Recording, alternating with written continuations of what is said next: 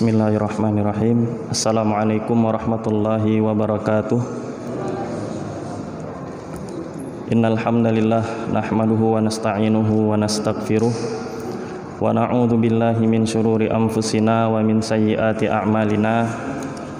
May yahdihillahu fala mudhillalah wa may yudlilhu fala hadiyalah.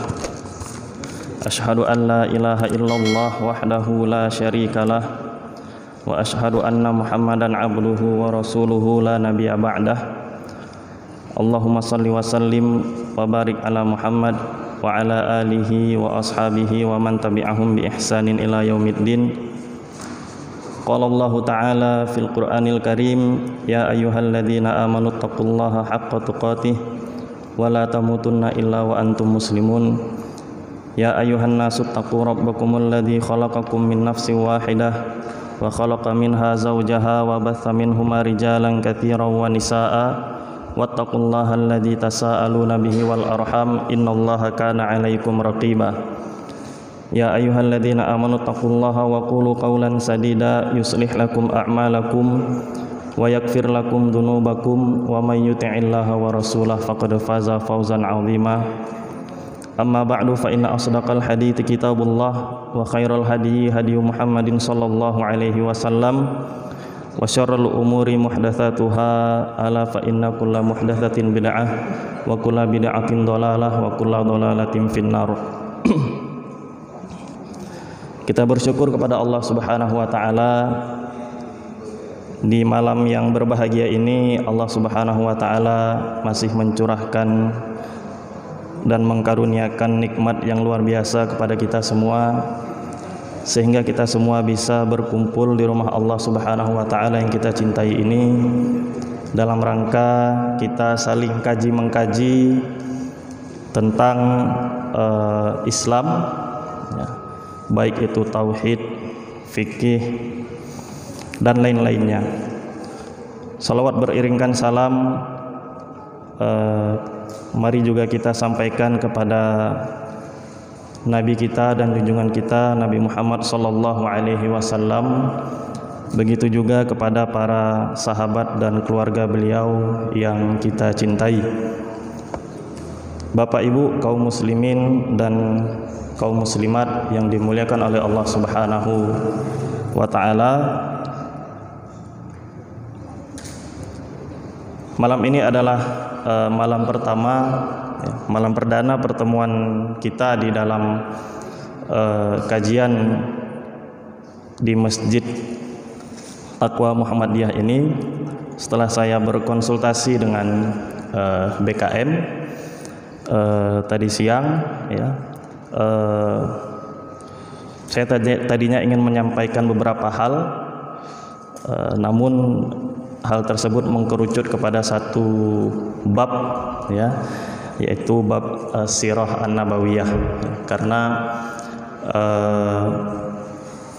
setelah saya bertanya kepada BKM bahwasannya insya Allah kajian ini akan menjadi kajian rutin, ya, kalau misalnya kajian rutin maka bisa kita bahas tentang as-sirah an-nabawiyah, ya. Karena saya melihat di tempat kita tidak banyak yang membahas tentang sirah nabawiyah.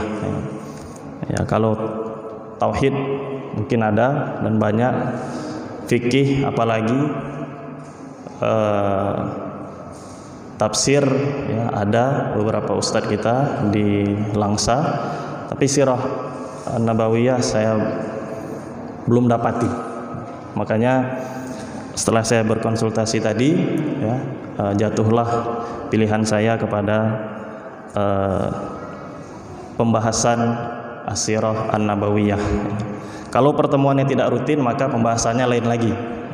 Karena pembahasannya rutin maka saya pilih as-sirah an-nabawiyah, ya, karena membahas sirah nabawiyah ini tidak cukup satu malam, tidak cukup 2 malam, tapi bermalam-malam, ya.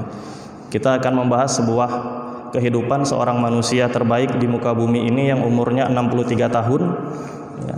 Kalau kita bahas dalam satu malam kayaknya agak nggak mungkin, ya, terburu-buru, ya. Kalaupun mungkin banyak faedah-faedah dan manfaat-manfaat yang mungkin terlewatkan. Ya. Tapi kalau misalnya bisa kita bahas secara rutin dan kita ambil pelajaran dari setiap pertemuan ya, dan juga kajian-kajian yang kita bahas, maka itu akan menjadi sebuah faedah dan manfaat yang sangat besar bagi kita semua.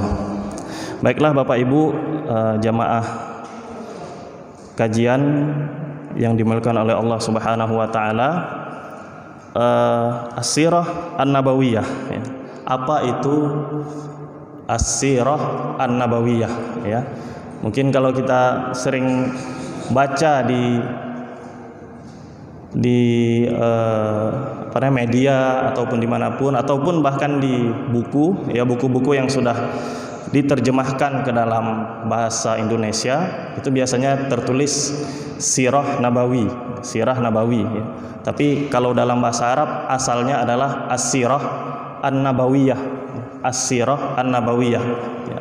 Kenapa ada alif lam? Karena as-sirah an-nabawiyah itu khusus untuk membahas tentang Nabi Muhammad sallallahu alaihi wasallam. Itulah fungsi alif lam ya. Fungsi alif lam as-sirah an-nabawiyah. Tapi kalau misalnya ditulis sirah nabawiyah, bisa jadi tidak hanya Nabi Muhammad sallallahu alaihi wasallam, bisa jadi nabi-nabi lain. Siratun nabawiyatun, umum. Bisa Nabi Adam, bisa jadi Nabi Yunus, bisa Nabi Isa, bisa Nabi Lut, dan nabi-nabi yang lainnya ya. Tapi kalau yang berkaitan dengan kehidupan Nabi Muhammad SAW, maka kita kenal atau ulama menyebutnya dengan kajian as-sirah an-nabawiyah ya. Dan buku-buku ulama juga sangat banyak yang membahas tentang ini ya, dan mereka langsung berikan judul dengan jelas, namanya as-sirah an-nabawiyah, seperti bukunya Ibnu Hisham ya. Itu bukunya luar biasa, berjilid-jilid Pak ya. Mungkin halaman dengan jumlah umurnya jelas lebih banyak jumlah halaman bukunya daripada jumlah hari daripada penulisnya hidup di dunia ini ya. Bukunya luar biasa besar ya. Sama seperti Ibnu Katsir juga menulis sebuah kitab dengan judul Al-Bidayah wan Nihayah, itu juga berjilid-jilid besar ya. Itu menjadi rujukan dalam as-sirah an-nabawiyah ya. Kembali kita ke as-sirah an-nabawiyah. As-sirah itu berasal dari kata sara yasiru dalam bahasa Arabnya, artinya berjalan. Sara yasiru artinya berjalan ya. Sara yasiru sairan siratan, sara yasiru sairan siratan, kul siru fil ar. Dalam Al-Quran sering itu dikatakan, maka katakanlah, jalanlah kalian di atas muka bumi ini, berkelilinglah kalian di muka bumi ini. Itu dari arti dari kata sirah, kul siru fil ar ya. Sara yasiru sairan siratan, artinya perjalanan. Kemudian an-nabawiyah, an-nabawiyah ini berasal dari kata nubuwah. Nubuwah itu artinya kenabian ya, kenabian ya. Kemudian berubah katanya dari nubuwah ke nabawiyah ya, menjadi sifat ya, menjadi sifat yang disifatkan kepada seseorang yang diberi tanggung jawab kenabian oleh Allah Subhanahu wa taala. Tentunya dalam hal ini ya, kita tahu bahwasanya yang diberikan tanggung jawab sebagai nabi adalah Nabi Muhammad sallallahu alaihi wasallam. Maka ketika dua kata ini digabungkan, as-sirah an-nabawiyah, maka artinya adalah perjalanan atau kisah tentang perjalanan manusia, yaitu Muhammad sallallahu alaihi wasallam dari lahirnya sampai ia wafat ya. Atau dalam bahasa yang lain ya, ulama sejarah menuliskan as-sirah an-nabawiyah adalah ilmu yang mempelajari tentang ucapan Rasulullah perbuatan Rasulullah dan at-taqarir, ya. Takrir Rasulullah itu artinya penetapan atau ketetapan dari Rasulullah yang tidak diucapkan dan tidak dibuat oleh Rasulullah tapi ditetapkan oleh Rasulullah dari beliau dilahirkan sampai beliau wafat, ya. Agak mirip dengan pengertian daripada as-sunnah atau pengertian daripada hadis, tapi di sini ditambahkan dengan dari beliau dilahirkan sampai beliau wafat sallallahu alaihi wasallam. Jadi itu adalah arti daripada as-sirah an-nabawiyah, ya. Kaum muslimin dan kaum muslimat, sidang kajian Masjid Taqwa yang dimuliakan oleh Allah Subhanahu wa taala. Jadi kenapa kita belajar sirah? Kenapa kita belajar sirah, ya? Kenapa kita nggak belajar tauhid aja? Ya, karena itu penting tauhid. Kata ulama,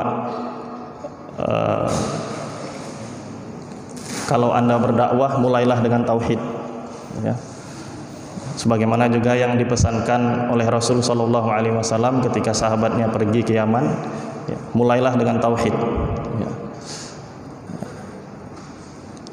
Kenapa kita belajar sirah? Ternyata kalau kita lihat sirah ini tidak kalah pentingnya dengan belajar tauhid, belajar fikih, dan pelajaran-pelajaran yang lainnya yang berkaitan dengan Islam. Bahkan kalau kita mampu belajar sirah secara keseluruhan, ya, dari awal sampai akhir, itu ilmu tauhid dengan ilmu fikih bisa di dalam genggaman tangan kita. Karena ilmu tauhid, ilmu fikih itu diambil juga dari sirah, ada kaitannya. Tauhid sudah diintisarikan, fikih sudah diintisarikan juga. Dari mana? Dari sirah. Ketika Rasulullah memerintahkan sahabatnya ke Yaman, itu kan sirah, cerita, ya kan? Memerintahkan sahabatnya ke Yaman untuk berdakwah tauhid, itu cerita, sirah. Ketika seorang badu masuk ke masjid Rasulullah SAW kemudian buang air di dalam masjid, itu kan cerita, sirah. Walaupun dalam hadis itu nanti kita masuk ke dalam sumber-sumber sirah. Tapi orang badu yang masuk ke dalam masjid itu kan masuk ke dalam cerita umum tentang sirah nabawiyah. Dan itu kejadian di masa Rasulullah ketika beliau masih hidup. Berarti masuk ke dalam sirah nabawiyah. Ya. Memang secara umum, ya Bapak Ibu sekalian, cabang-cabang ilmu dalam Islam ini semua berkaitan. Sirah, tauhid, fikih, tafsir, ya, ilmu-ilmu Al-Quran, ilmu-ilmu hadis, semua berkaitan. Ya. Tapi yang membahas khusus secara berurutan dan terperinci, ya, dari lahirnya Rasulullah SAW sampai beliau wafat, itu sirah nabawiyah yang membahasnya. Kalau fikih, ambil hadis dari kitab Sahih Bukhari atau Sahih Muslim, kemudian dibahas hadisnya, kemudian ditelaah, diambil hukumnya. Tapi tidak tahu kita kapan kejadian hadis itu, tahun berapa nih kejadiannya hadisnya, nggak tahu kita, ya. Tapi kalau dalam sirah itu dibahas, ya. Bahkan ada satu orang ulama, ya, namanya Syekh Wahid Abdus Salam Bali, ya, sekarang masih hidup beliau. Ya, mungkin ada yang kenal di sini. Beliau juga ahli ruqyah. Itu menulis sebuah kitab namanya Al-Khulasah Al-Bahiyah fi Sirah An-Nabawiyah. Ya. Ringkasan tentang sirah nabawiyah itu dari tahun pertama Rasulullah lahir, ya, sampai beliau wafat, itu ditulis sama beliau. Jadi kalau kita mau menghafal sirah nabawiyah berdasarkan urutan tahun, bisa membaca buku ini. Tapi saya nggak tahu apakah sudah diterjemahkan atau belum, wallahu a'lam. Itu ditulis tahun pertama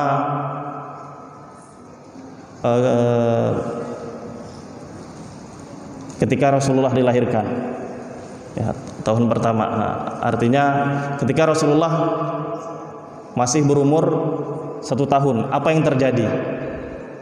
Kemudian ketika Rasulullah berumur 2 tahun, kejadian apa saja yang ada di situ, sampai seterusnya, sampai beliau berumur 25 tahun misalnya, beliau menikah, ditulis setelah menikah apa lagi,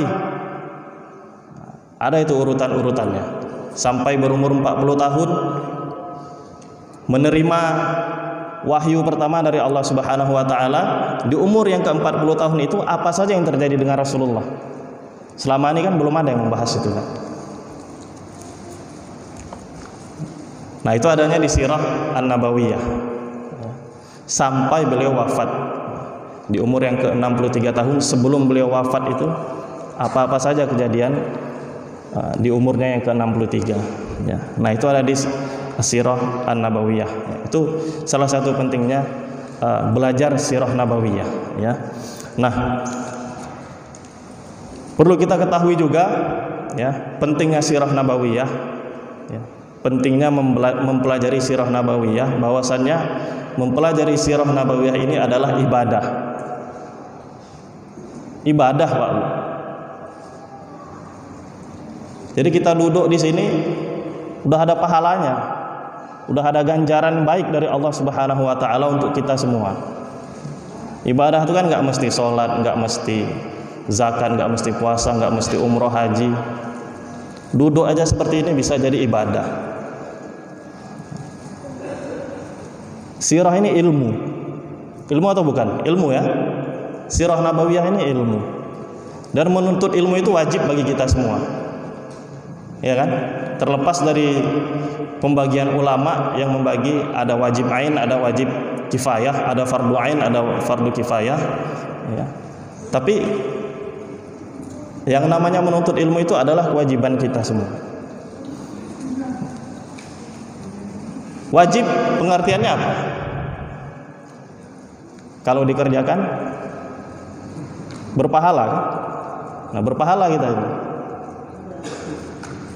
Belajar sirah Nabawiyah adalah ibadah ya. Jangan lupa, karena ini ibadah, jadi harus kita ikhlaskan duduk di sini, Bapak Ibu. Ibadah harus apa? Ikhlas. Ya, ingat ya, syarat dari diterimanya ibadah itu apa? Yang pertama,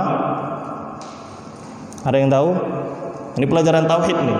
Dari sirah bisa masuk ke tauhid deh. Ya. Syarat utama diterimanya ibadah yang pertama adalah Islam. Yang kedua ikhlas.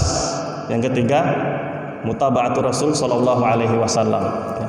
Walaupun sebagian tidak membawa Islam ke dalam, tidak memasukkan Islam karena Islam sudah pasti ya. Sudah pasti, karena itu Islam sudah pintu daripada masuknya ibadah, sebuah ibadah. Kalau nggak ada Islam, pasti nggak diterima ibadah apapun kita. Ya kan, orang kafir beribadah, sholat dia, zakat dia, bersedekah dia, bantu orang miskin dia, nggak diterima menurut keyakinan kita. Amalannya nggak diterima orang kafir.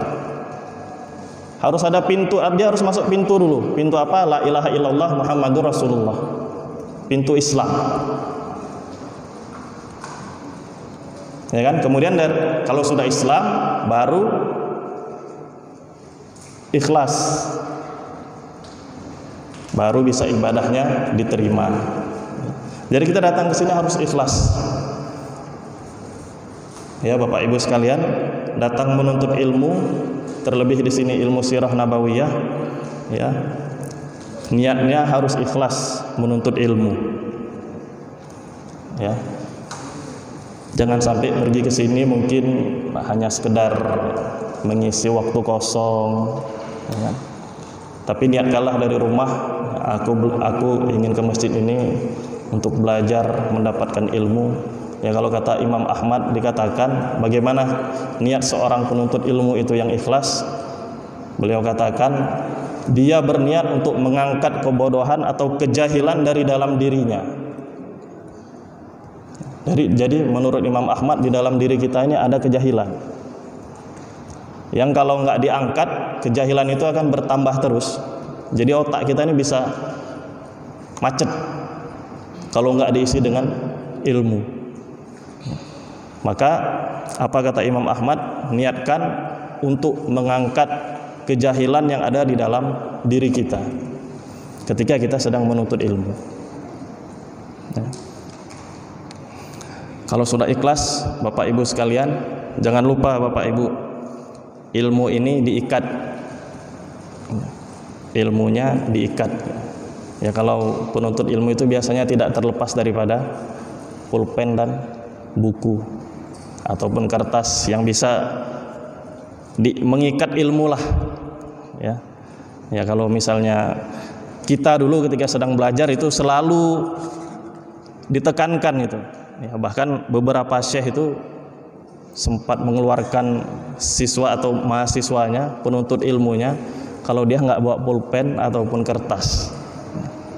Ya. Karena otak kita ini kadang-kadang cepat lupa. Jangankan 2-3 hari, mungkin keluar dari masjid nanti selesai sholat isya, ilmu yang tadi didapat di masjid hilang, buyar. Ya, maka para masyayikh kita itu kalau mereka mengajarkan ilmu kepada kita itu selalu mengingatkan. Ya. Bahkan diibaratkan kalau dalam bahasa Arab itu ilmu itu seperti apa? Hewan buruan. Al-ilmu kas-sayd. Itu selalu diulang-ulang. Itu selalu diulang-ulang ketika kami sedang belajar dahulu. Ya. Kalau ada yang, bahkan kalau ada pun yang udah bawa buku, udah bawa pulpen tapi nggak menulis, diingatkan lagi itu, kenapa kamu nggak menulis? Nggak ada ilmu yang kamu dapat dari kajian ini gitu. Semata-mata untuk apa? Semata-mata untuk kita sendiri, supaya kita ada manfaat yang kita ambil dari setiap kajian yang kita datangi. Ya, karena ketika kita menulis, ya, semua apa namanya ini? Kalau dalam bahasa Arab al-hawas al-khamsah. Ya, semua anggota kita ini bergerak, ya.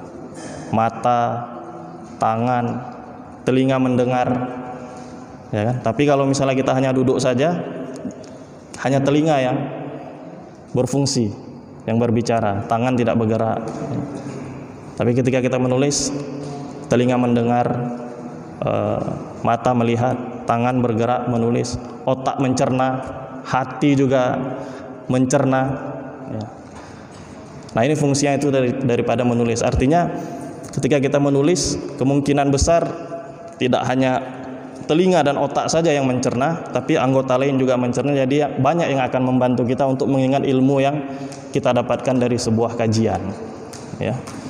Nah, kalau tadi diibaratkan al-ilmu kas-sayd, ya, ilmu itu seperti sebuah hewan buruan, ya, maka nyelenehlah orang yang kalau udah dapat hewan buruannya kemudian nggak diikat, lari buruannya, kan sayang kan, udah capek mengejar-ngejar hewan buruan, udah dapat malah nggak diikat, lepas lari lagi hewannya, hilang tenaga, hilang waktu,